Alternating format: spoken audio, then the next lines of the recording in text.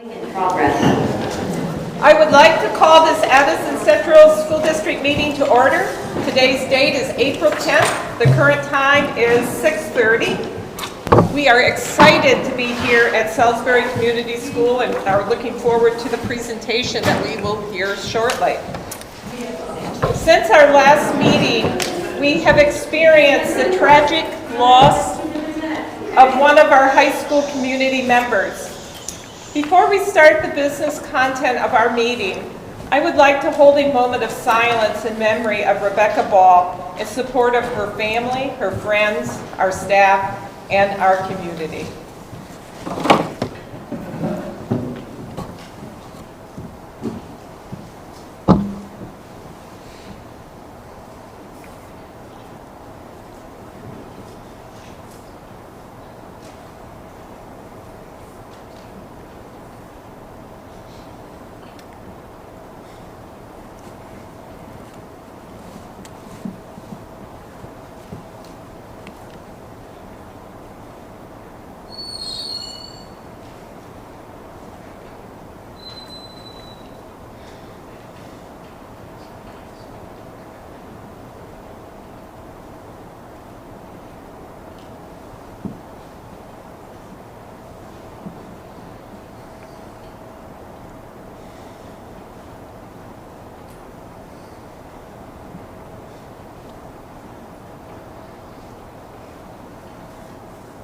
Thank you.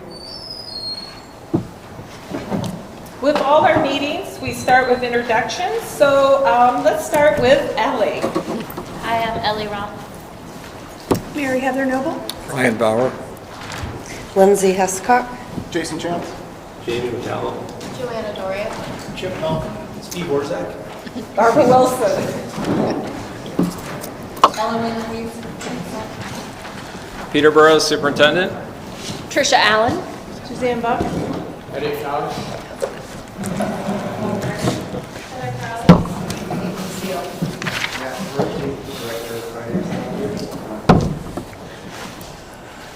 Central Salisbury. Director Sears, Principal.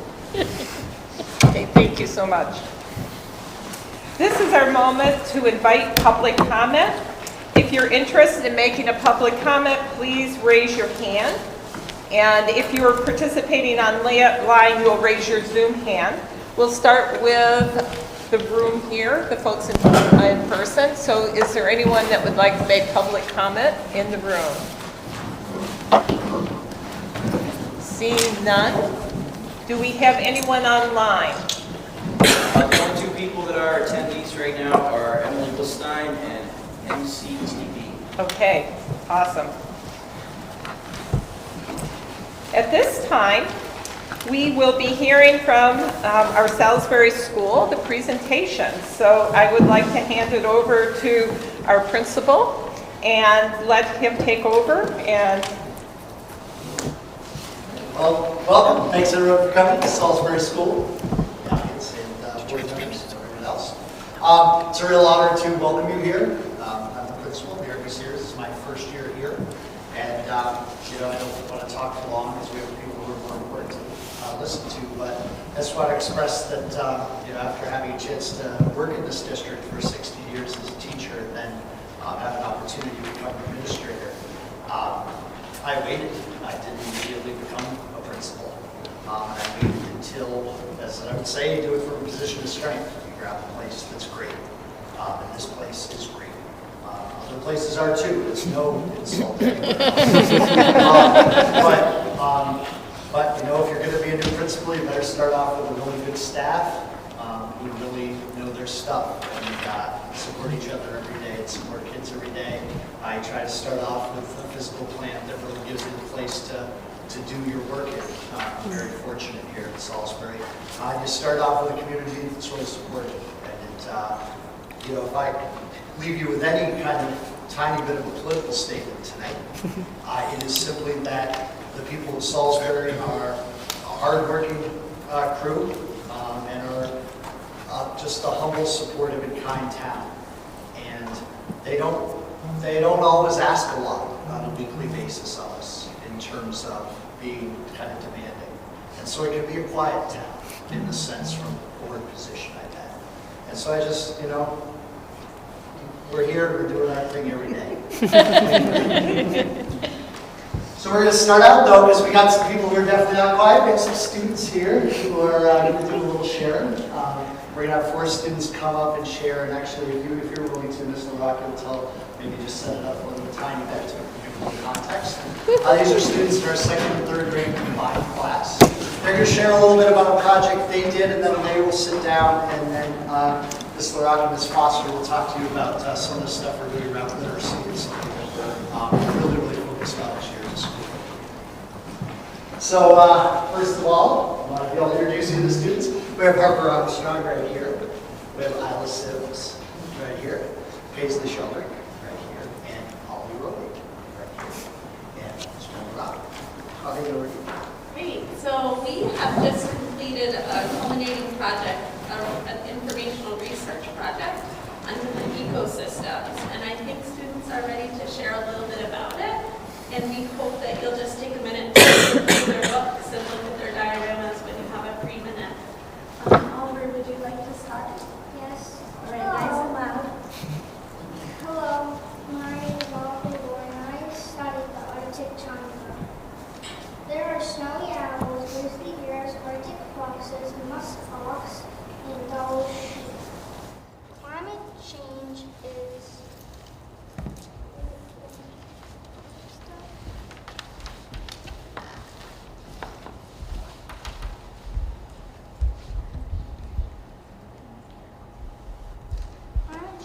making the animals move away. Permafrost is a layer of frozen soil and dead plants. Permafrost is melting in the southern Arctic. Thank you for listening to my presentation.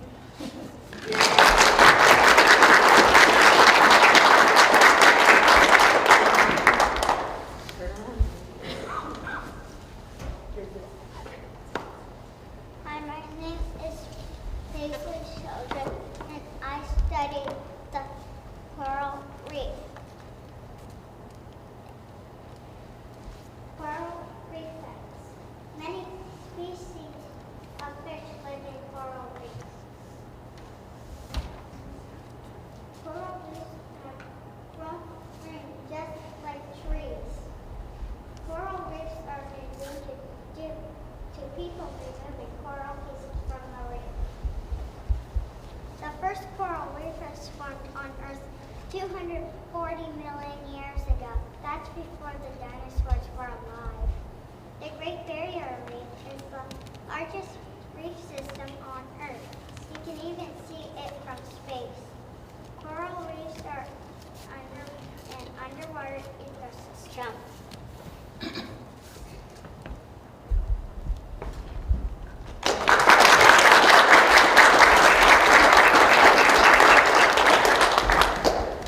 My name is Isla Sims and I am 8 years old and I study the seashore. What are seashores? Seashores are large bodies of water that meet land. If you were standing on a seashore, you would see ocean animals, shells, the sun, and a huge number of amazing oceans. If you were standing on a seashore, you would hear amazing ocean animals, waves, and talk. If you were standing on a seashore, you would smell salt water, fish, weeds, and more. If you were standing on a seashore, you would feel shells, sand, and more. Seashores happen near land.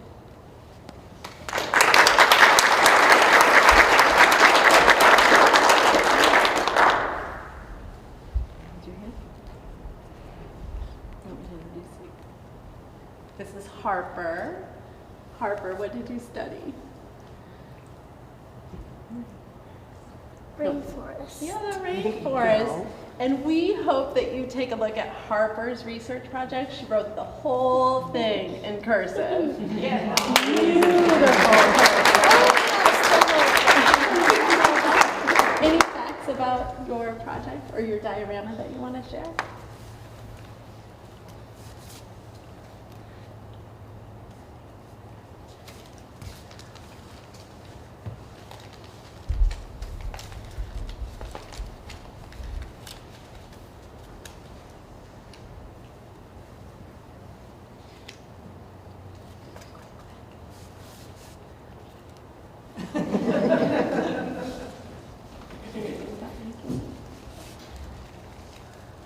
So a couple of things that you should know is that there was this huge written component in class and that there was a home project assigned.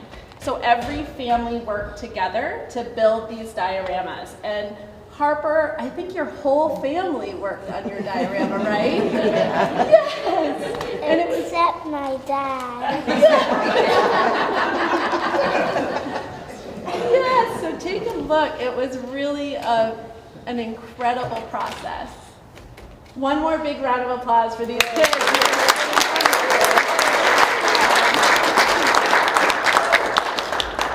So it's sort of a two-part presentation. If you want, you can sit.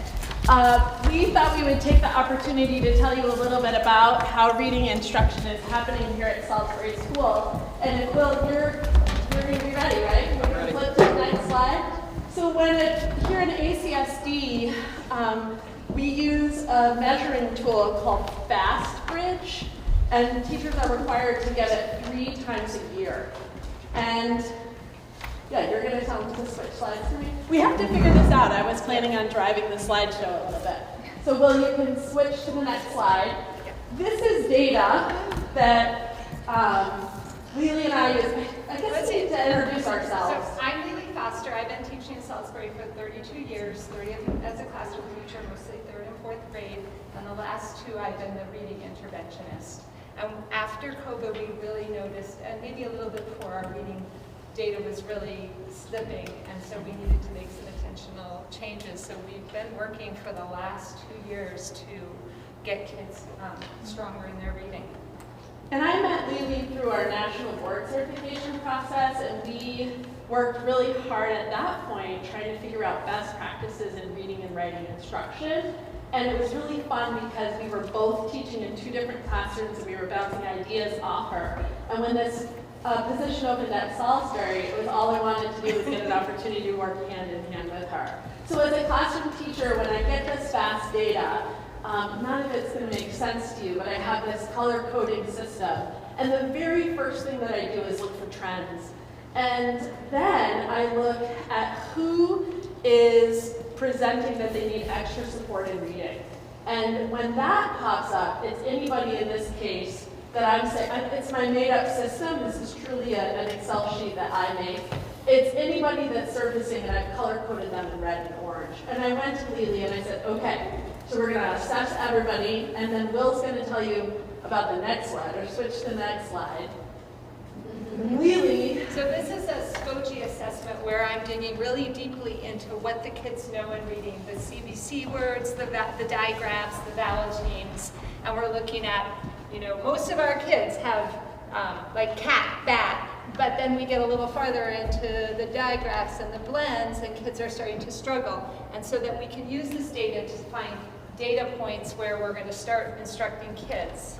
Yeah, so the way that it works here at Salisbury is there's 30 minutes of in-class phonics instruction, and Lily is pulling anyone who we are feeling worried about for an additional 30 minutes. Oftentimes it happens before my phonics block, so Lily actually sets the course for where she's beginning for intensive instruction, and then she and I work together for a whole class, or in my case, I'm actually running 2 different phonics groups within that time.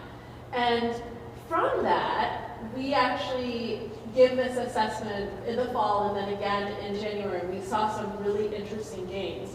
The truth is that Lily and I taught summer school here this summer, and we were just kind of practicing, and we saw that the students who came to our summer school program didn't Have any summer slide. They stayed steady or went up. So that sort of lit the fire for us, and then we decided, all right, we're going to try this, and we've been extremely tight in our practice. We've had reading instruction every single day of the school year. We prioritize that block of time. Our administrator's been really supportive of that, so anytime there's an outside or a special event, it's happened outside of that block of time. And because we are working together, we're able to ensure that students who are at risk are getting a block of time with Lily and or with our special educator, and then also getting reading instruction in my classroom from me. So from here, So we're using a structured literacy approach where kids are being taught a sequential approach to understanding everything about reading. And so they'll be taught different kinds of syllables, different kinds of blends, and we're going in a structured way so that we're not skipping anything. And so this just kind of gives you an idea of, this is the first grade structure.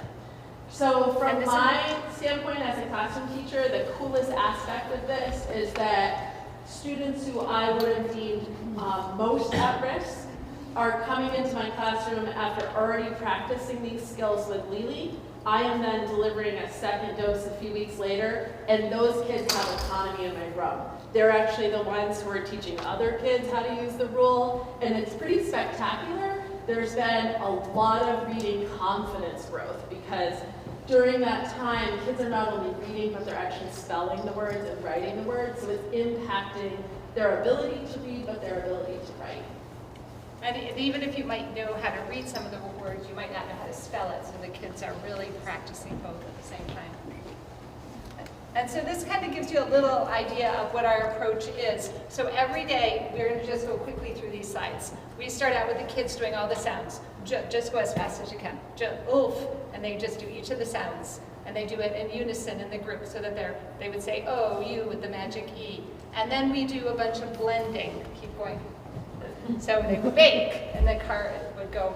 You can go as fast as you want. And the kids can go as fast as they want to. Smake. And so that the kids are, and all of the skills that they've learned are embedded into these slides so that they're practicing over and over and developing those pathways. And then on their new concept, they're going to, like if this is a magic E, so they're quickly reading all of these words as fast as they can, practicing that skill over and over. And you can keep going. And then they're reading a decodable book that matches the skill that we've used, which all of the research is saying this is what you need to do K through 2. So ACSD has prioritized decodable books. You can keep going. Yeah. And so what's so fascinating, if you've never seen one, every single one of the words in these books can be sounded out. And this year, ACSD made the decision to fill K-2 classrooms with these books. And it's enough books to take all of our kids across the whole school year. It has been a phenomenal asset, something that I wished I'd had for the last 20 years of my career. Once kids have momentum and are reading, then you can transition into unpredictable text and they can pretty much read it. It has been goosebumps. It has been powerful stuff. And the fun thing about the ones that they bought, they're all kind of social studies, science-based, so the kids are also learning interesting facts. And we're learning on how to use them. You know, like the first few months of using those decodable books, we sort of were just reading them, and now all of a sudden we're realizing just how rich they can be. So that's been phenomenal. This is a picture of students in my room who are reading unpredictable text and using what they read to write. And one of the things that I've been really intentional about is making sure that our reading instruction is directly tied to writing instruction. And that's what you'll see when you look at these research reports. You can keep going. Yeah. So what's so cool? Okay, let's stop right here. What's so cool is that a commitment that Lily and I made early on was that we would progress monitor anybody that we were worried about. So on that first slide that you saw that data, we said on day 1, we're going to make sure that we check each of these kids every single week. And so every Friday morning, she comes in and she reads with them. It's really just reading a passage for a minute, and we're checking how many words per minute a kid can read. And there's research out there that says that if students, so they've set benchmarks for where kids are meant to be, and there's research out there that says if students haven't reached that point by 3rd grade, it's indicative that they could have a hard time reading for the rest of their life. So this is something that we're working really, really hard. So you can see this student started about 100, and they're now reading 151 words, and we've been progress monitoring almost every week. And oftentimes where you see like a dip like that, it's a vacation week where they've taken a trip. The other thing that's really cool about this data is that the program itself gives a predictor where they actually think the kid will perform, and I think it's worth paying attention to this dotted line. I can tell you that our lines are above it every time, which has been something that we've celebrated every week. If you want, Will, you can flip through until you see the slide with a red. So those are all the students that these are all the students that we were worried about. So, and this is a student that we were worried enough about that we started at a year behind grade level text. So they're maybe reading a second grade text all along, and then we decide that we think they're ready for a third grade, so we move to the third grade. And the first day it's a challenge, and then the next time they're up there again. And so we're going to watch where that red data goes. So every week that we progress monitor students, we meet afterward and we just talk about what does the data tell us. Sometimes it tells us that a kid has been absent, like Lily says. Sometimes it tells us if there's a few dots that don't move, like these, then it tells us that we need to make a shift in our practice. And so we make that shift and we're looking for it. Most of the time it really means that she and I get tighter in our instruction. You can go ahead, Mom. So these are all those students. You can flip keep until you going. get to the next graph, or the graph that's different than this one. So what does all this mean? So FastBridge gives us these benchmarks, and I actually put first grade up here, even though I only teach second and third grade here. The reason for that is that I actually had students who were not reading in my classroom this year, and first grade is a year of immense growth. And so they give us the benchmarks, which are kind of hard to see, but I think the thing that's so important is that if you look at the expected growth from the start of the year to the end of the year, kids usually grow somewhere between 38 and 45 words on their rate of reading. Most adults read somewhere between 150 and 180 words per minute, just to give you a benchmark. So they're saying that by the end of grade 3, a student should be reading about 125 words per minute. All of that said, this is the expected growth for these grade levels. This is actually the growth that kids have made at the end of March. That's when I built this slideshow. So it's actually exceeded what we have for indicators from FastBridge, which is nationally normed. So we feel like we're actually closing the gap. We're actually creating a system that is pretty powerful for student success. So you can keep going. So, and then this is coming up on our fast bridges, and this is our weekly growth. And if you can see, we're in the green, which is good. And then the blue is fantastic. We're at 92% and 90. Yeah, so this was really interesting. I didn't notice it, and Lily one time said, hey, have you been paying attention to this weekly national growth? So this is basically last year and the year before, and so you can actually see that this student was actually performing in the first percentile to the 9th percentile, and under this system of instruction has just skyrocketed. And the same is true if you look at the data. You can flip. Well, we just and this also might. Some of those kids last year also didn't know their letters, so they wouldn't be able to read anything, and so they've learned their letters. And then this is what our graphs are looking like, where the kids fall to the winter, and you would expect it to say just about level, going up a tiny bit.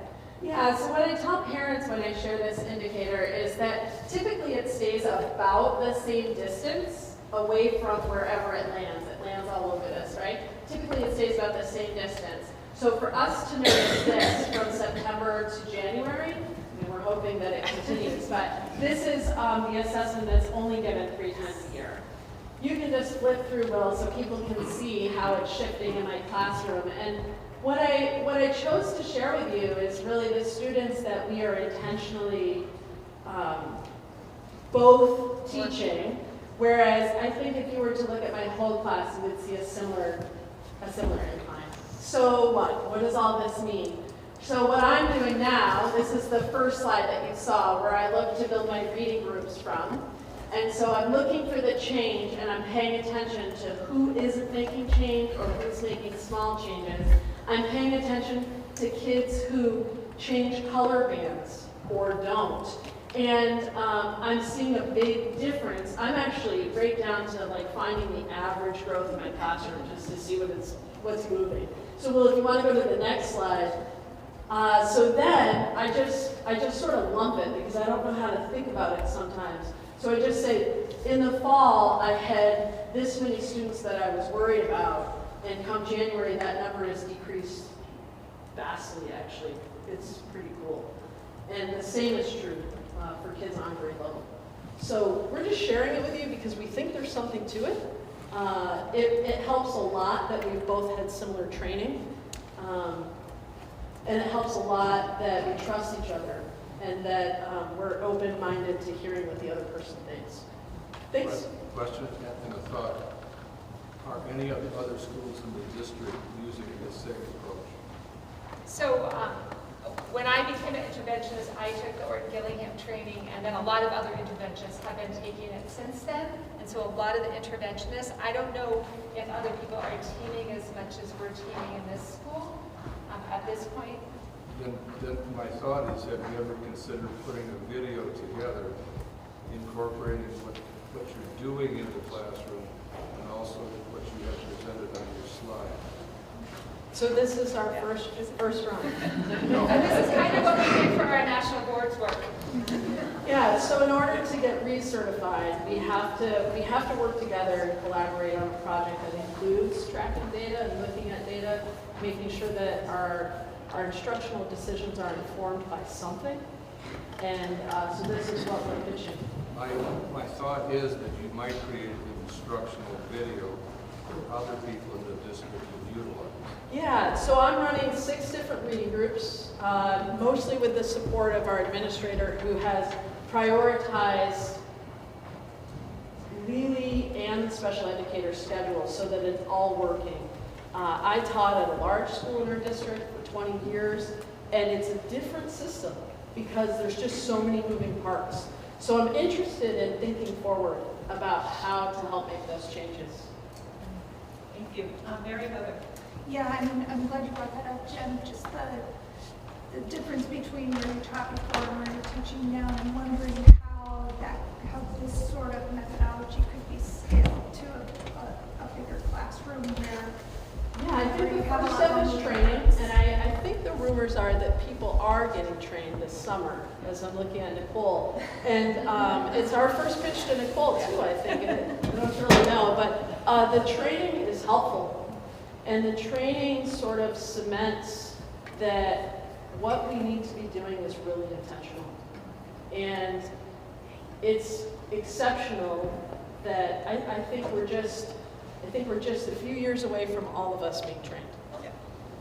And sorry, just no, to it's follow up. please. I mean, just in terms of the classroom support and your ability to kind of hone in on this with the students, I'm just curious. Do you think that's possible in a classroom that's larger than one? I actually am teaching a third of Salisbury School. 21 students in my classroom at 2 different grade levels. So I do think it's possible. Perfect. I do have a relationship with the interventionist, with the administrator, with the special educator. I've known them for years. It helps. But the same thing is happening in the first grade. I'm teaming with the first grade teacher. I'm in the kindergarten. So the same thing is happening through the school, and we are seeing a huge difference. That everybody knows their letters, everybody's making progress, and we're not losing kids. Thank you. Jamie, and then Ellen. Thank you guys so much. It's really interesting. A couple minutes ago, Jen, you said, the district started using these new books. Like, whose decision is it about what curricular changes happen like that? Like, how did that decision get made? And I don't want to overspeak. I think Kaylin can answer the question. So, we've shared that we've been doing a lot of investments in literacy district-wide. So the decodable texts that Lily and Jen talked about, those we purchased for every elementary classroom K through 3. And Heather Gimo, our literacy coordinator, has been pushing into teacher groups, collaborative groups, to train them in how to use those materials. So to some extent, we made that decision to prioritize those decodable texts that align with our foundation's phonics instruction, Tier 1 instruction. Those things are agreements that we've made district-wide. The level of partnership that's happening here, that's a synergy that we have not figured out how to replicate in all of our buildings yet. But I'll let Nicole speak to the scaling up of the Orton Gillingham training and where we think we might be going next in terms of the MTSS and RTI. The scaling up of our So Jason, the thing is that we're spreading the word. Because we think there's something to this. All of the teachers, like Caitlin said, have all of the resources that they need to instruct in reading. And so we just want people to come, we want to talk to people. We meet every month as a district team, and we're sharing what we're doing. And classroom teachers are starting to ask for it too. And there's a way to align it with the foundations that we do. So I just wanted to add a little thing. My son is in 3rd grade in Ms. Foster's class, and he's been at Salisbury his whole life and always had a hard time with reading. And today we're on a road trip on the way home, and he tells me, and I think it's probably an exaggeration, but he claims that he's the best reader in all of 3rd and 4th grade now. And it's just so great that he's so confident in it now, and I've definitely seen some shift this year. yeah, so take a tour down to my classroom, because one of the things that's been really exciting is that once kids get a little bit of momentum, I've been finding book series to place them in, and every time we read a book, we put it up against the wall, we photocopy the cover, and we put it up in the wall. It's worth the walk through. It's beautiful, actually. And the kids are also watching their graphs. I share with them every time after I progress monitor, so that they're caring about it too.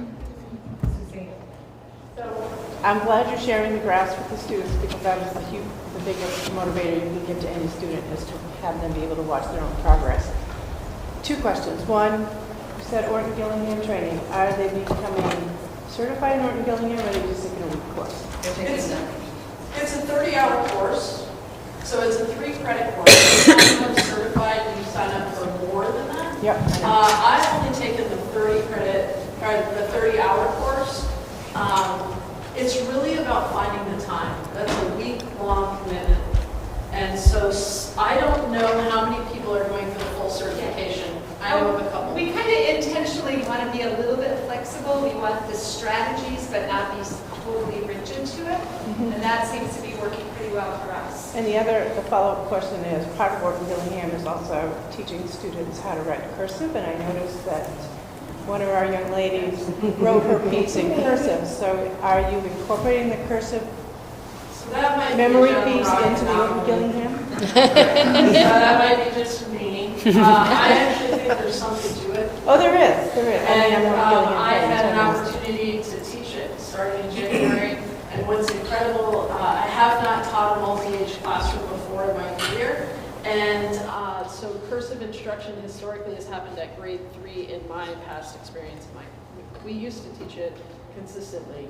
And so I taught it, and out of the 21 kids, I think 18 of them are writing fluently in cursive.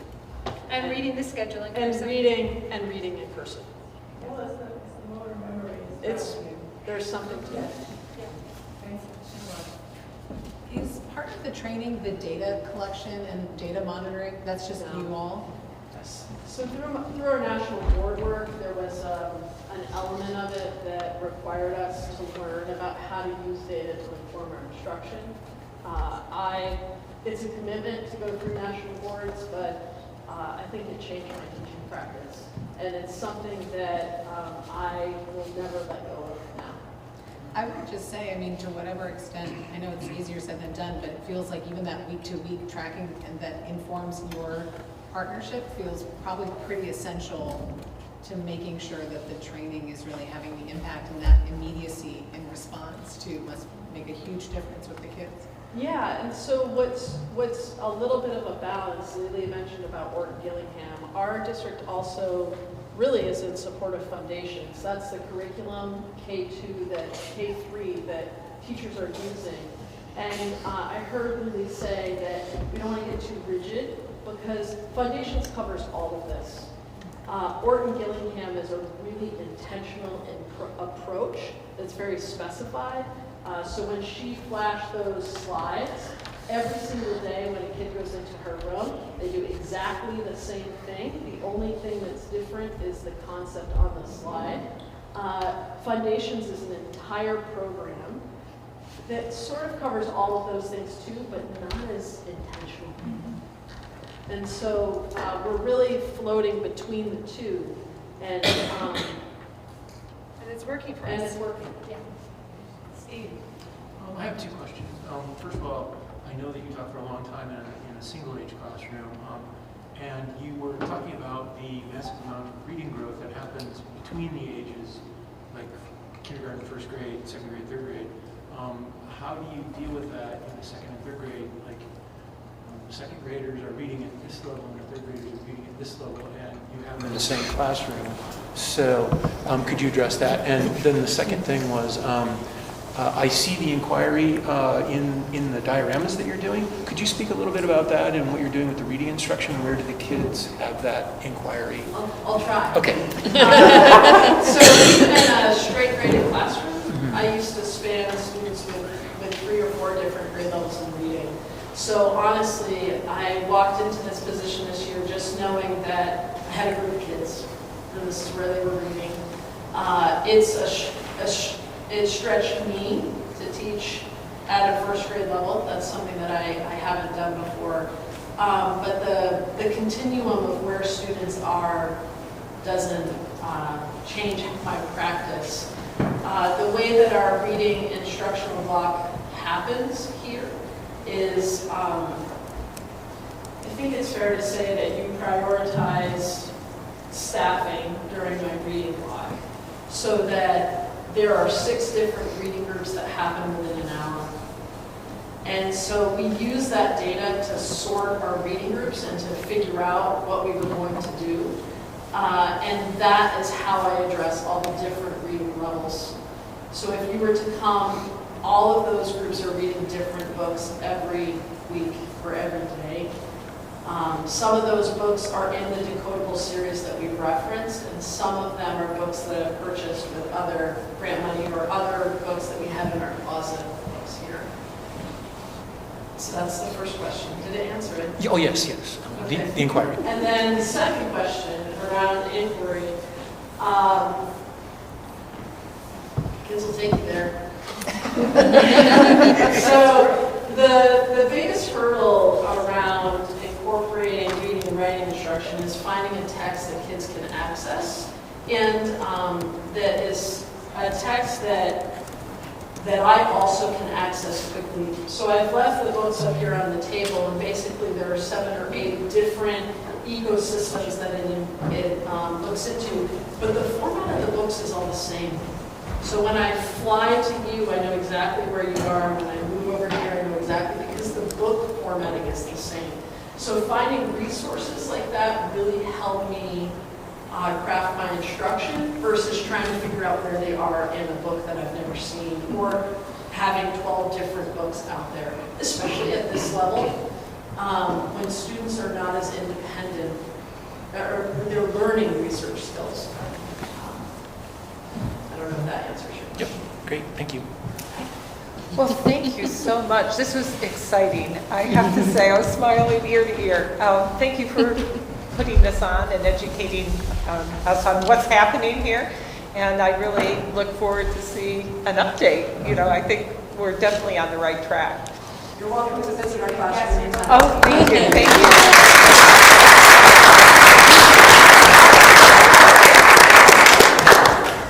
Okay, great.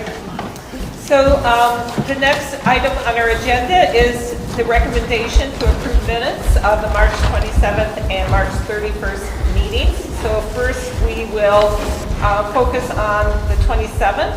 I need a motion to approve the minutes for March 27th. So moved. And is there a second?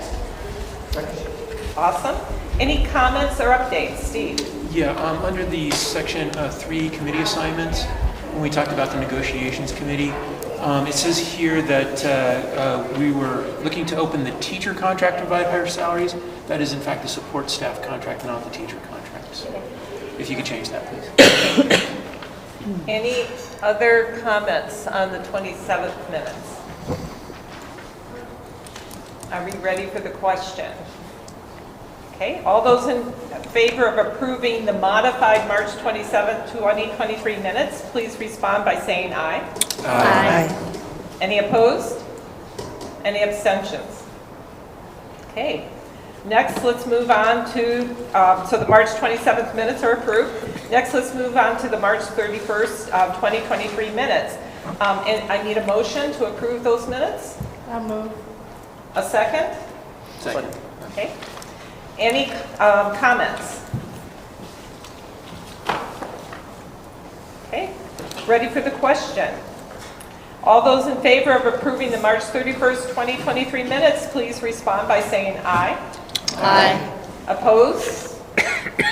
And any abstentions? Excellent. One abstention. One abstention. So the March 31st minutes are approved. Thank you very much, Mary Heather, for a great job, as always. Next is approving the ACSD bills, and I'm going to turn it over to Chip. There weren't any. Awesome. Okay. We'll move on.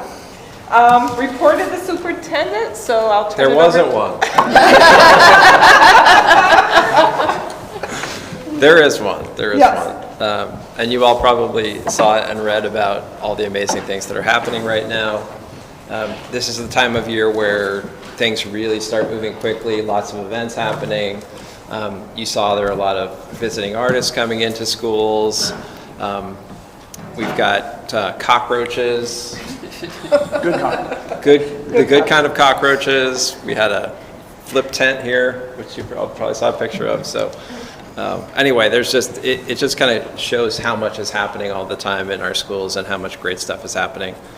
I did want to start by just recognizing the last couple weeks have been really hard for our community.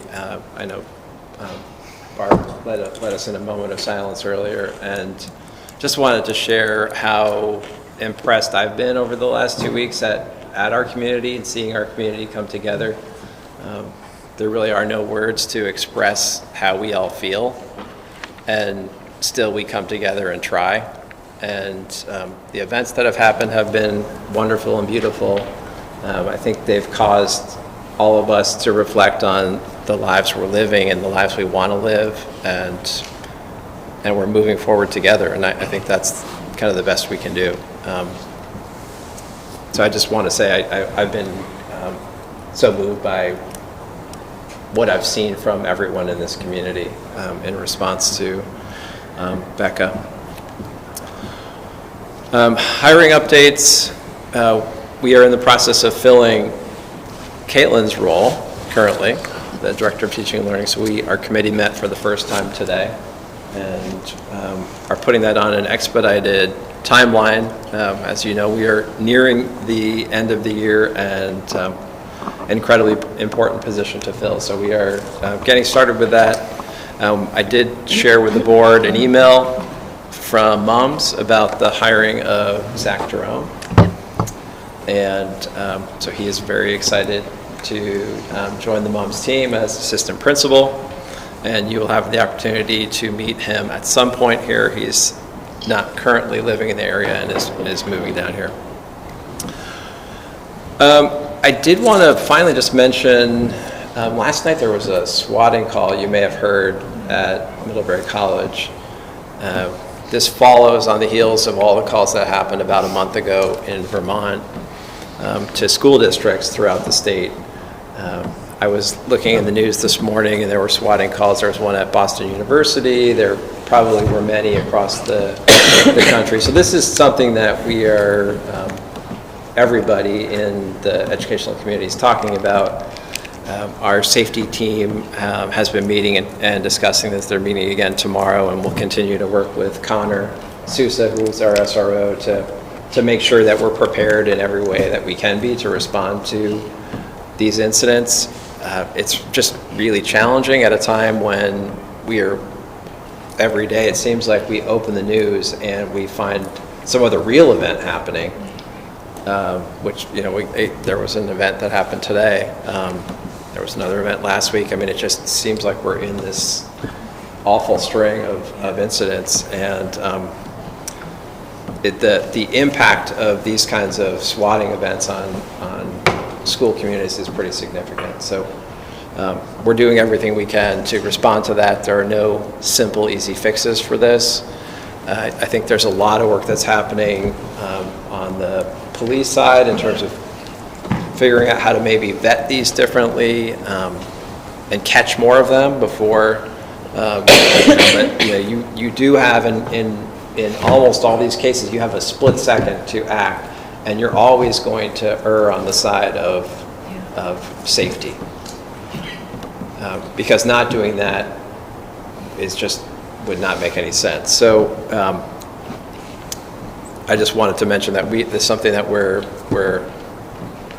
as a state, as a local community too, we are making sure that all of our systems are in place, both in terms of response and communication, so that should this kind of event happen here, we're able to act, communicate as strongly, as swiftly as we can to make sure that we're doing what we can to protect our students and protect our community. Okay, thank you. Yeah. Any questions for Peter before we move Yes. on? Yes, Brian. Peter, you probably can't tell us what you put in place in terms of if something happens, but can you send a private email to us to let us know how you put it together and how it's going to react? I mean, each situation really, to be honest, each situation is different. So it's the kind of work we're doing is things like tabletop exercises where we talk about an incident, or we talk about real things that happen. For example, with the last round of swatting calls throughout the state, different schools responded differently to that. There were schools that went into lockdown hearing that there was a lockdown somewhere else. Yeah. That wasn't even contiguous. There were some who waited to make a communication to families. Some who, the principal got communication and then they moved down the path like 3 or 4 steps and then brought in the CO. So there are a lot of ways that this can, and having been in a lot of these trainings myself over the years, you don't plan for one event because there are so many complex factors involved, but it's the work that we're doing is really being as systematic as possible so that when an event occurs, there's a chain that happens in terms of communication and response where everybody's looped in. And because you're in crisis mode, you just you get tunnel vision and you just go and you act. And if you haven't done enough training, when you get into that situation, some people will respond differently. So that's the kind of training that we're doing. So you have put together a systemic approach. Okay. Yeah. Good. Yeah. Steve, did you have a question? I'm not sure if this is the appropriate time, but you did mention the community's reaction to the situation with Becca Hall. I have to say that when I read the newspaper article, I was very disturbed at the amount of detail, especially about private information that was available, and I'm hoping that the school didn't release any of that because some of that data was highly protected, and I'm sitting there going, oh my God, I hope we didn't say any of these things. So just, could you assure us that that information did not come from us, we did not. please? We did not. No, okay. Yeah. Any other questions? Okay, so then we'll move on to the report of the board. The first item is professional appointments. In your board materials, we had several appointments that need to be approved by the board. And did you want to say anything about those appointments, Peter? Nothing Okay. particularly. Can I have a motion to approve the professional appointments? So moved. Steve? And a second? Any discussion? Okay. One of the people is here. Yes. You're being professionally appointed right now. Yes. Right now. Yeah. Okay. So then, all those in favor of approving the professional appointments, say aye. Aye. Aye. Any opposed? And any abstentions? The appointments are approved. The next topic is superintendent search. And as we all know, this week we have meetings on Tuesday and Thursday. Just to recap, Tuesday's meeting starts at 5:30 and most likely will last until at least 8:30 and could last a little bit longer depending on our discussion afterwards. It's really important that we get there on time and can start because we will have a candidate coming. So that we can get through the interviews and give everyone their allotted time. Thursday at 6:30, we start at 6:30, and because of that, we will most likely be going to at least 9:30, maybe a little bit later. And the other thing that Mary Heather and I would like to do is spend some time to review and finalize the interview schedule for the finalists. So they were in the board packet, and would it be possible for you to bring up the materials from board pack for us? I should have probably told you that. I don't have access. Okay. You can find it on the website. I can Okay. work on that. Yeah, because I think it would be easier if we were all looking up there at the materials. So Mary Heather and I met on Thursday and even before that to really try to iron out a schedule for the days for the finalists. And this day will start like at 8 o'clock in the morning and go all the way through into the evening. And we wanted to walk through what we have come up with there to get your input and any changes folks would suggest on that. The other thing that we did was tried to focus on the school tour because in the afternoon the intent is to drive the candidate to the various schools, and we put together a proposal for how that might look that again we would like to have you guys take a look at and provide input on. Yes, that's that.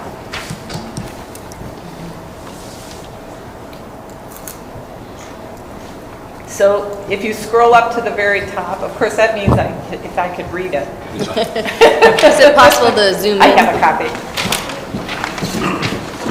So it's probably better to just look at your... Will, could you zoom in a bit, please? So Mary Heather, would you like to walk us through this?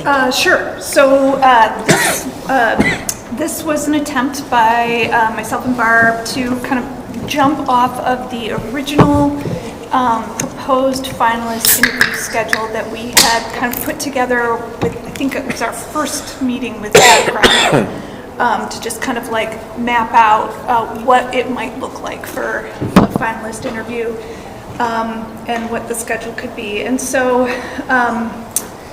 the elements that we wanted to include obviously are stakeholder group meetings with the candidates, a tour of the district, and some food here and there, and then a final interview with the board where the board gets to ask sort of follow-up questions that come up after our first round interview so that we can get a better sense of each candidate that we've decided to bring forward as a finalist. So this first little section here, we have just put 18th, 19th, and or 20th. It obviously depends on the candidate's availability. But the next thing we did was kind of identify spaces in our district that were available for us to gather groups. And that ended up kind of being a big limiting factor. So this is what we kind of tentatively mapped out, starting in the morning at A208. It's actually in the Career Center building, but obviously connected to MUHS. And we thought we'd start with, just kind of snacks, coffee, and then dive into meeting with the parent stakeholder group, followed shortly thereafter, followed after 45 minutes with the administrator stakeholder group. And then when that wraps up, we thought we would then take the candidate around for a district tour. Now, keep in mind, this is a pretty grueling schedule. Yes. This is a tough, it's tough. And so I think we need to think about how we can make things welcoming and comfortable for our candidates and fine-tune things. But this is kind of a start. So we sort of imagine from about 10:30 to 2:30, we would be touring the district, probably a board member. I know Victoria Jetty had also volunteered her services to be a tour guide if necessary, if nobody else is available, to take our kindergarten around to all the schools. We're probably thinking that the best way to handle lunch is to have it at one of the schools. And actually, I should just pause for a minute and just thank Heather Crowley and Emily Blistine for helping us like secure and kind of imagine these things and imagine putting the puzzles together for these details. So many thanks to both of them. So one thing that's a possibility is to have a lunch at one of the schools, even if we have like a prepared lunch that our food service team puts together and just has available at one of the schools, so that we're not like having our candidate go through the lunch line. And then they would return back to Middlebury to meet with student stakeholder group and then the teacher and staff stakeholder group. And then we have to figure out as a board how we want to handle dinner. One option is to have a couple of board members go out to dinner with the candidate, somewhere just right there in Middlebury, and then follow that up with the second interview with the full board. The other option is for us to have like a catered dinner. This was something actually Suzanne had suggested to me as a possibility because it can save time. And then we would probably have it catered like either in the MUHS atrium. We had talked about 208, but it's not the most inspiring space. So we were thinking if we had it at the MUHS atrium, then we could then go over to the MUHS library and conclude our meeting there. So that's kind of what we have down for starters. I will say, I've already gotten some feedback from some of our principals that morning slot is really challenging for them. And originally we had put the students later in the day because next week was when they were originally slated to be taking their state assessments, and we didn't want to double book them. So, one thing that we could think about is moving our administrator stakeholder group to the afternoon and having our students meet with the candidates in the morning. That might be better. It just might be easier. The other thing is that certainly there's going to be some folks who won't be able to make it in person. So we're making sure that the spaces that we're having gatherings, whether it be the MUHS library or A208 at the Career Center, both have Zoom capabilities. So people can plug in that way. I've gotten an initial list of stakeholder folks, volunteers from our schools to come forward. I don't know if it's complete yet, but we've got pretty good representation, although parents from Salisbury, Shoreham, and Ripton were a little sparse. So we might want to, have those principals put the word out again, try to get a few folks quickly. So that's where we're at. And so I think the main things that we need to decide as a group are, just this schedule. How does it look for potential candidates, and is this going to be showcasing us well, and giving folks an opportunity to get a sense of who we are, and then how do we want to handle dinner? Yeah. So those are kind of the main things that I'm hoping to get some help from, and anyone who's kind of gone through this process, love to hear feedback. So. So I have concerns about the elementary school tour. Just seeing that they're each a 15-minute in-person time slot, and I can't see any, I don't know how that 15 minutes will work. I mean, are they stopping in the parking lot and someone's coming out to say hi and then getting back in the car and going again, and so I can't imagine extending the time because we're already looking at 3 hour tour. Yeah. Sounds like Gilligan's Island. It is Gilligan's Island, yes. So I can't see extending that time. So I guess part of that is this presenting us well, as you've said? Right. So is this something that's going to be beneficial to the interview process, considering that really the options are whirlwind tour or incomplete nothing. tour. Right. Right. Or, you know, I don't even know if we could have, I mean, I think having a series of 5-minute student videos of, hey, this is my, hey, my name's blah, blah, blah, and I'd like to tell you about Salisbury School. This is our office. These are our administrators. Here are the things that are going on. That's a super fast turnaround. I think part of this may be just having MCTV in our attic of the library. I'm used to be like, well, MCTV, can you make this video happen? But It's over there. not me. Jim's on it. He's all over it. So I am. My feeling for the elementary school portion of this is this whirlwind tour will not further our case. Yeah, I have the same concern, Tricia. Yeah.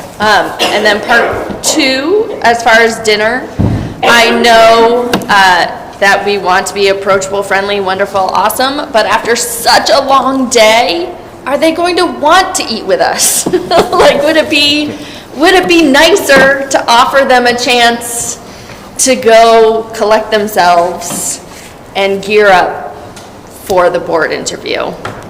You know, if we hand them a gift certificate to wherever and let them collect. Thank you. Yeah. Steve? 3 things. First, if you would like someone to drive them around for the, I can do 1 or more days, I'd have to check my schedule and see if it's completely clear. So I would like to volunteer to do that. Okay. The counter argument that I would make to this is that if we do this efficiently, yes, this is a rough day, but they're only on for 15 minutes and the travel time really is downtime. And it will make the day a lot less stressful, I think, not being under the lights for the whole time. So I would offer that perspective. As for dinner, I would suggest that we do the 1 to 3 rather than everybody. Hey. Can you build around recesses? Can you, first of all, thank you both so much for setting this up. What happens at the elementary schools? Like, what will they be actually doing for the proposed visits? So again, with such limited time, there's Right. very little that can be done other than visually Just getting a checking out. sense of the geography of our district and Okay. putting their eyes on the school and They're not probably meeting meeting the with someone. principal. No. That's about it. Possibly the principal, you know, would. But there's really not even Yeah. a time for, there's not sufficient time to have an adequate tour. Right. There's just, we have 9 schools, there's just no way we can fit that all in, Okay. unfortunately. Any other questions? Yes. Okay. Suzanne has her hand up. Suzanne has her hand up. Okay, I'm sorry, Suzanne. She I keeps can't taking see it you over down. there. It's my big head. Stop it. So just a couple comments. One, I agree with moving students to the beginning and administrators to the end because our students have always been very, very busy in the spring with sports and such, and that may very well eliminate half the population. The other thing is, yes, I agree that the schedule is crazy with, driving and then spending 15 minutes maybe, and at least allow them a chance to go to the bathroom. But the other thing that I would offer is that doing a catered meal with the whole board allows for people to talk about what they feel is really great in our community. You're not interviewing the candidate because this is, you can't, but you can, talk about, oh, we've got a really great this, or we've got a great that, or something like that. And it does allow the candidate to get a little more flavor of the community. So I would offer that up. But those would be my suggestions. And yes, I agree. The whirlwind tour is crazy, but candidates do expect to have a very full one day. And then they know that after that day is over, they can go home and not go back to work the next day or whatever. But they know that they'll have one full day that's really strenuous. Ellen. I think I don't really see the value of seeing every school just to see the schools. I feel like you could provide people with a map and tell them. I think it would be maybe beneficial to allow for a deeper but shorter list of engagements, so that if it's meant to sort of get a sense of the district, it's not just the buildings and the drive, because that's basically what they'll get. Not that it's not, these aren't beautiful drives, and the buildings are certainly worth seeing, but unless there's a lot of context provided for that, it feels like we could, because I think realistically, it's going to go long, right, one way or another, unless they stay in the car. It's just going to, and that, maybe that's okay, because it feels like with a catered meal at the end, you've created some buffer so that if everything moves back 15 or 20 minutes, but it just, you know, those drive times seem exactly accurate. So there's no buffer in them anyway, and it just seems likely. I was wondering if it made sense to cut into the morning snacks a little to give like 15 extra minutes, but even then, it's really, I think this is sort of an endurance test, but also I just don't know that I see the value in just seeing the buildings and the terrain. And I think it might make sense to choose 3 elementary schools and MUHS and MUMS, and just sort of, and then maybe think about what the nature of those visits are. Not that they're going to be an hour each, but maybe they could be a real 15 minutes then, and not just almost a drive-by to see the building. Brian. Yes, those drives may be long, but if you're a little bit creative, each of those towns has something of interest that can be pointed out along the way, so that they would get a better flavor for the town. And also, you might be able to check to see whether the kids are outside on a staggered basis. Each school may have their kids outside for recesses. And at that point, if you got there, they'd see the kids, they'd quickly go into the building and visit, and then they'd get a much better picture. Chip. I sort of in the middle on this. I haven't, I agree with Ellen actually a little bit. We're trying to sell our district with this. Obviously, if the person's really interested, they will hopefully have tried to explore this a little bit more. Not just the district, but the natural environment. So I'm a little bit uncomfortable with trying to rush it all into that. I think the in-depth part may be better. And that's not to eliminate one school in place of another, but I don't think it's going to serve our purpose totally the way we want it to, honestly. If the purpose is to give them this very quick, no. You can see Paris in one day, but you don't see very much of it. But having been there in Paris for one day is better than not being in any day. But this is totally different than that. They'll get some of that just getting to the internet. You know. So. You're saying this is in Paris? I don't know where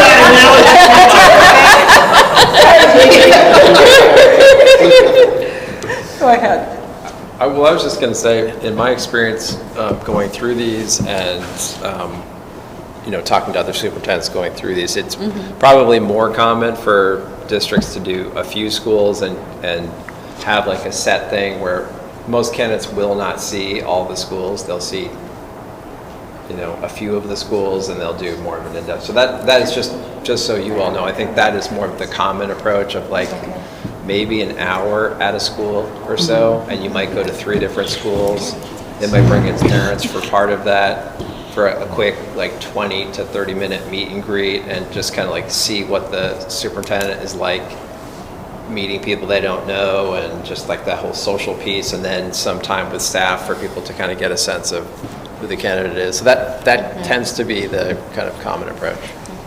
I was thinking the same idea. I mean, I don't know whether there is like a reason that the candidate would have to visit all of the schools, but there are like 8 schools, or maybe, yeah, I think 8 schools They're on there. not. That they're, yeah, but not counting WHS because they're staying there for a significant period of time already.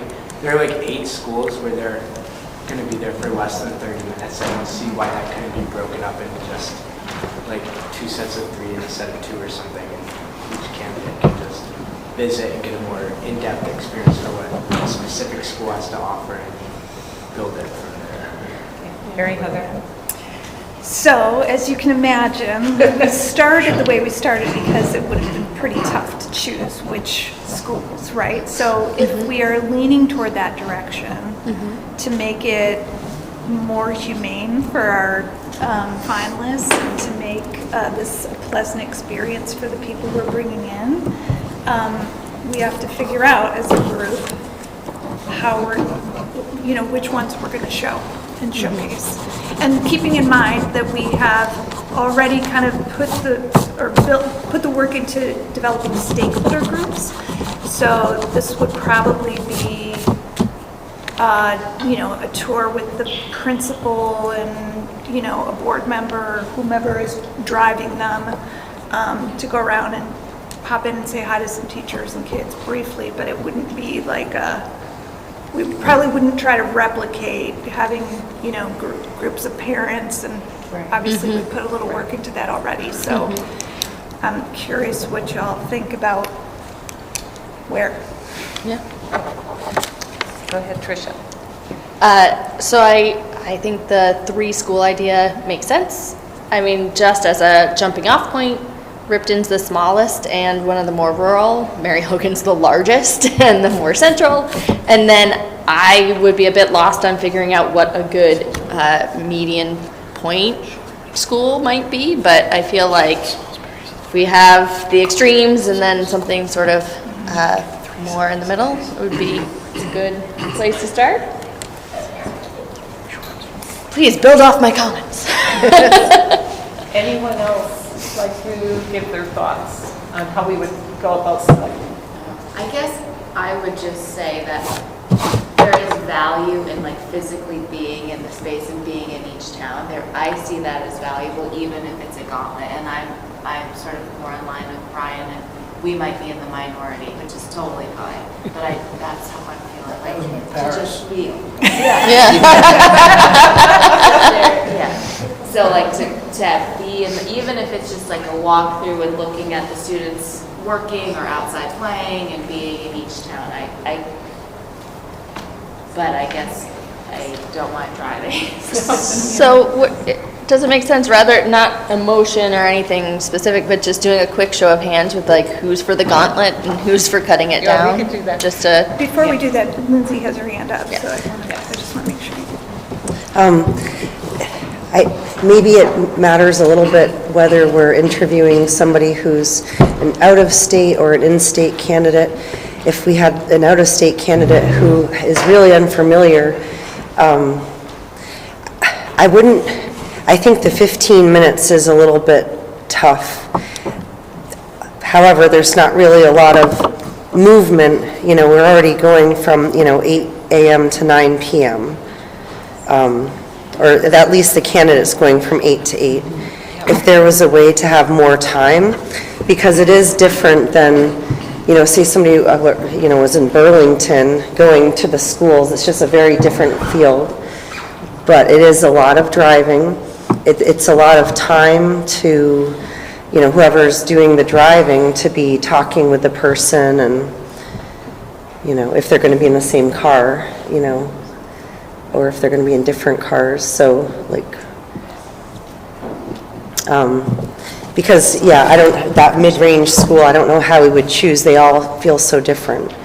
But it is different when you I drove up today. I didn't know which driveway to go in. I'm like, I think I drove the wrong direction. Oh man, I don't know. It's like that small school, but you don't know. There's no big signs or anything. It's just you get to see, different highways and byways, but yeah, I don't know. I'm sort of in the middle. I like Paris, but it's also a lot of driving. If we could figure out a way to have like half an hour at each school, I mean, we could take the coffee and snacks and invite the students during that time, and that gets a half an hour, Well, that's I an just hour and wanted to 15 minutes, clarify, too, 45 that morning minutes. part is when they would actually be physically laying their eyes on the high school. So So that's taking not a just tour coffee. as well? Yeah. Yeah, okay.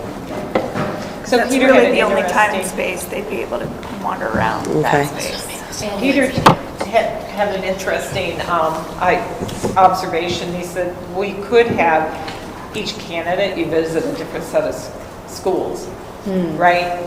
So if we have two candidates, you could then, and some schools might be hit both times. But that would, Then nobody's left out. no one's Yeah. left out that way. And then we wouldn't have to choose, Right. which we don't like to choose. Right. I mean, So that how- might be an option. How do folks feel about that?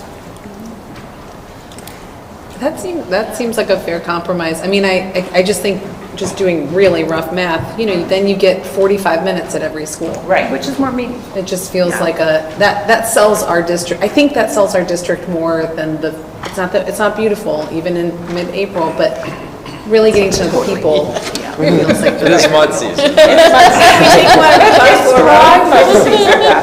It's dry enough. Barbara. So, any other, did I miss a hand over here?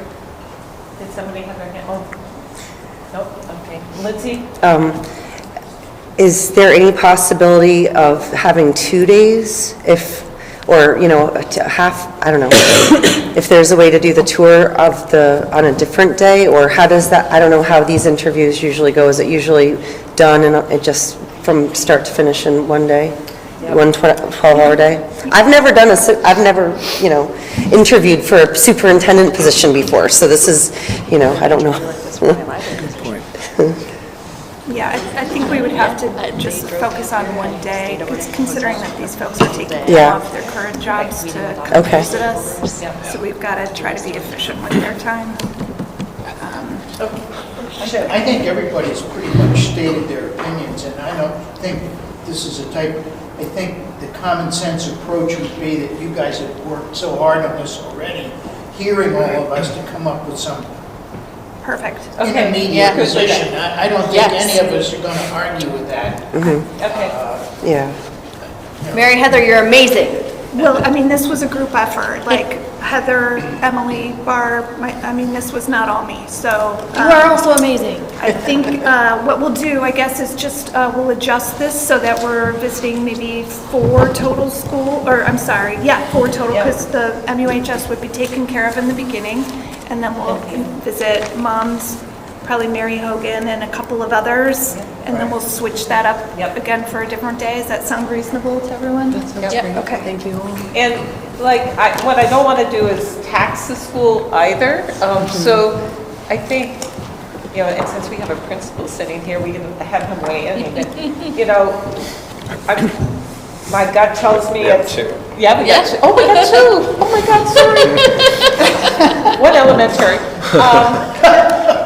Just, link up with the principal of the building, and they can kind of just walk the candidate around the building and just point things out in the building, as opposed to having anything really elaborate planned out. Yeah. And is my thinking. Folks think that's I think it should be reasonable? informal. Yeah. Yeah.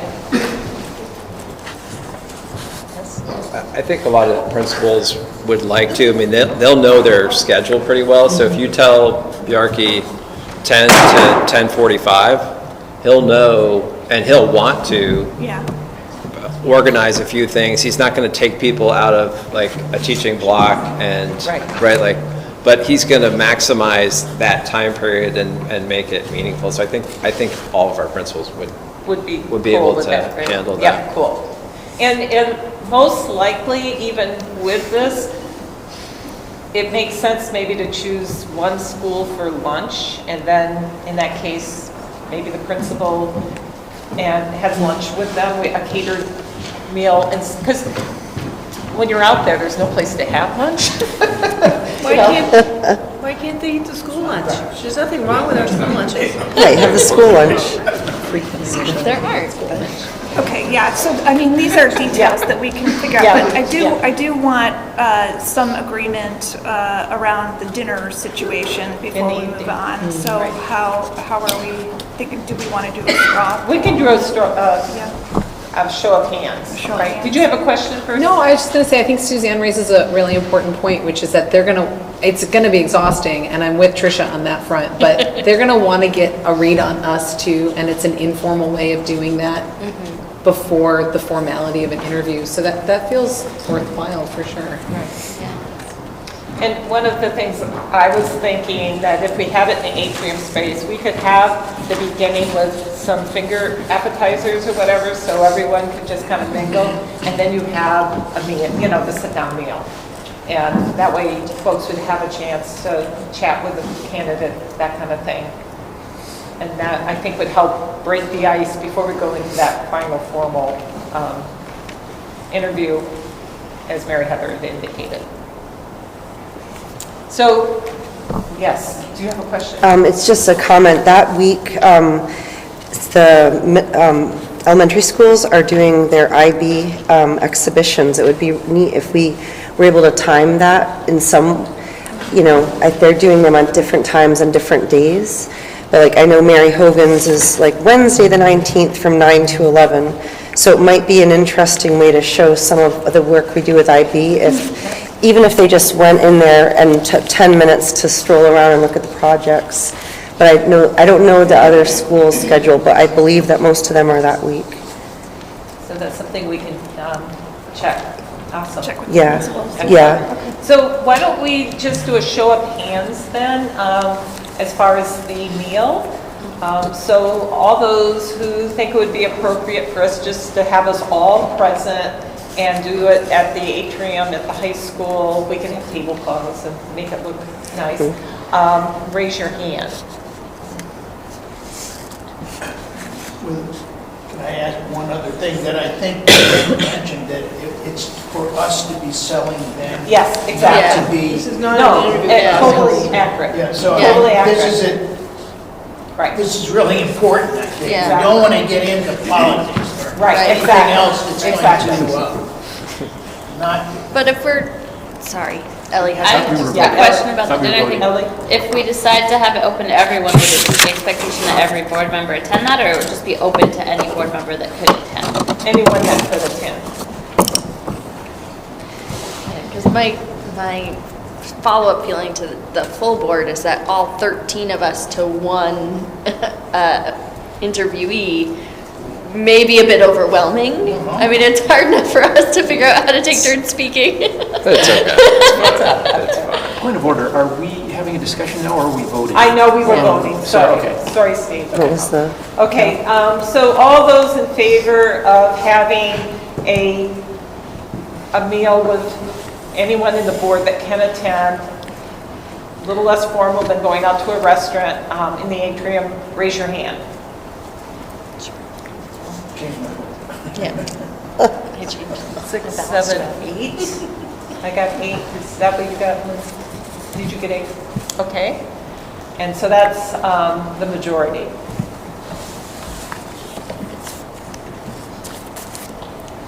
And I didn't vote.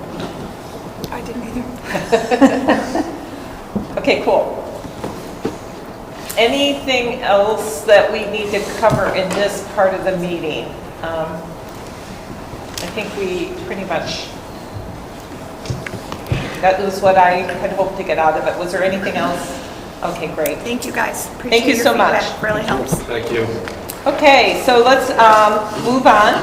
The next discussion item is Robert's Rules and Board Operations. In Board Pack, I inserted the original Robert's Rules that I had. It's for summary, the cheat sheet, so to speak. And what I did was then incorporate in there, under items that would be somewhat different, in italics, what the small board operation would look like for each of the various items. So at this point, I would open it up more for people's thoughts and some discussions. We don't have to make this decision tonight if we don't want to, if we want to have more time to think about it. or maybe down the road, we can come up with a hybrid motion. We can continue the way we're operating tonight as well. So I would welcome anyone's thoughts. Okay, Suzanne. So after last meeting, I did a lot of thinking about this, and I know when we came together as a full district 6, 7 years ago, whenever it was, we had the option of Robert's Rules or a governance board. It was many conversations, and we chose Robert's Rules, and we've operated in kind of a hybrid mode of between large group and small group, because if we were to adopt strictly small group, that works when there's just us here. But it would never work because we'd have to change the rules when we had annual meeting. If we had any special meetings, we'd have to change the rules then. So if we continue as we have been with a hybrid between the small group and the larger group of Robert's Rules, I think that's the better way to go. And like I said, we've already, as a board, 7 years ago, said that we were adopting Robert's Rules as a method of running our board meetings. So, I mean, that decision's kind of been made. Mary Heather. Yeah, I would be in support of just operating kind of in a hybrid manner the way we have been. I don't really love the idea of switching to small board and removing the requirement to have a second on motions and changing how the board chair votes. I just feel like we're not necessarily broken right now with the way we're operating. I think it, as long as we are, kind of honoring point of order when things get sort of a little too loose, but I'm not personally in favor of moving to small board procedures. And Joanna, did you agree? I just wanted to follow with Suzanne's comment, but I think it's in Vermont state statute that all school boards are governed by Robert's Rules. That maybe correct. Wasn't a choice. Maybe you thought it was. That's true. It is. I just wanted to clarify that we have to be governed by Robert's Rules. Or a board can in fact come up with another method, but they have to basically then document it. Yeah. You can modify it. You can do governance. Definitely can modify it. Chip, you had your hand up. Yeah, I sort of agree with Mary Heather that I think we should stay where we're sort of at. There are some formalities of Robert's Rules, like standing up and all that stuff. That's sort of like a Congress in almost those ways, and I don't think you would be following those kinds of things. But the civility component is part of our stuff that we signed off on anyways. Right. And Ellie and Steve? I was just, I'm new to this, I'm a little confused, and I was hoping I could get clarity. Because are we allowed to say that we're doing Robert's full rules and then just pick and choose what parts of it we want to follow, or are we not bending it too much? And because I was under the impression you were hoping that we would switch to this other form because it felt like we were saying that we were following Robert's Rules and then not, and that felt like we weren't doing what we were supposed to be doing. And I guess when you said that we should just keep doing it as we are, I was worried that we're just not doing what we're supposed to be doing, and we're just trying to clarify it. Yeah, so from my perspective, if we want, and it's perfectly okay, if we want to do a hybrid, the only thing I request is that we actually write it down. Because right now, I can't go anywhere and find this is the hybrid method that we're using. So that would be my only request. And the reason the Robert's Rules for small boards looked attractive to me is it's written down already. So it's less work, for us to do that. So I would just want us to write it down so any board member that, joins us in the future knows what we're operating under, as opposed to kind of learning through the ropes, which isn't really good. And it really, the main, like if you take the trainings in Robert's Rules, the main reason for Robert's Rules is for everyone to be heard, even if they're in the minority, to be able to speak their piece, that kind of thing. And that's why all the structure is around it. And so anything that we would do is a hybrid, but obviously need to have a litmus test that does this, suppress someone from voicing their views as part of the group. Okay, I'm going to do Brian, and then was Steve first? Okay, Steve, and then Brian. Yeah, so a couple of perspectives.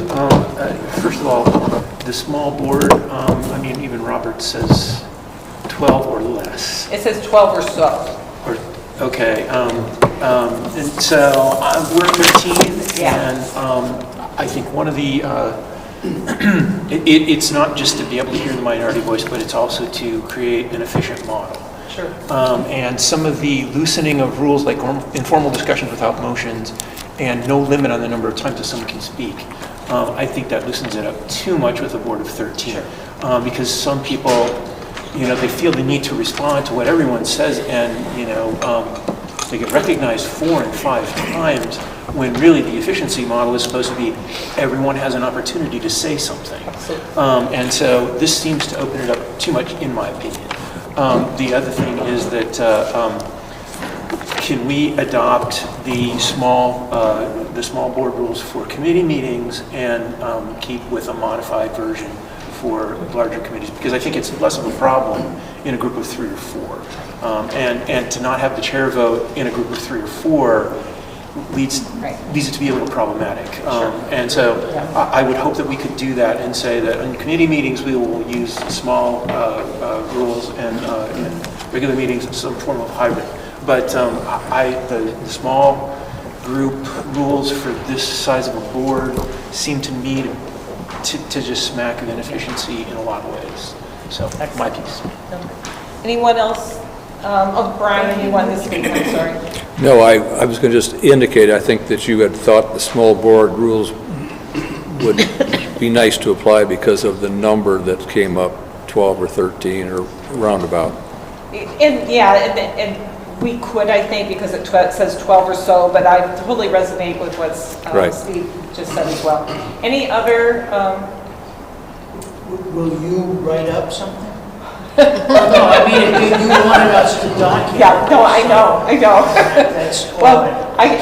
So regarding committees, if you read Robert's Rules, it really does say you can use the small, so I don't think we have to adopt anything, and I think that's what we really follow anyway for committees, so then we're good.